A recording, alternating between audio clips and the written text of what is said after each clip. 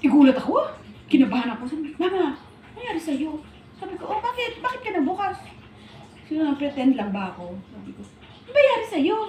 Sabi niya, sabi ko sumigaw ako. Sabi niya, narinig ko. Akala ko hindi ikaw yun.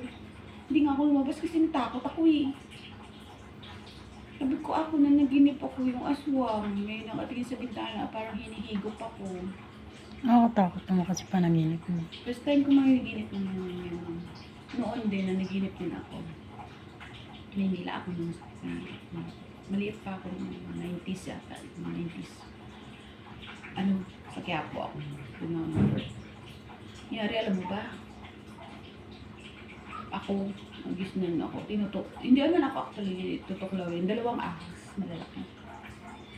Inaano ko, para akong tutuklawin.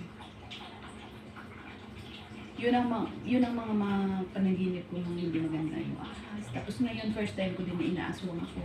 Buti nga kamo, hindi ako busog kagabi. Yung kinain namin na yun ni Nini, alas 3 yan. Yan, fully loaded na ako. Hindi na ako kumain kagabi. Pero siya, yung chicken na strip niya na yun, na salted egg, kinain niya, nagpasangag pa sa akin yung gabi na yun. Pero ako hindi. Eh, ibig sabihin ako. Di ba nakakatakot daw yung yung ganun mga panaginip? Oo, katakot eh. Kaya, nung ingat ako nung naginip ang dalawang ahas kasi parang tatraido rin ka. Oo.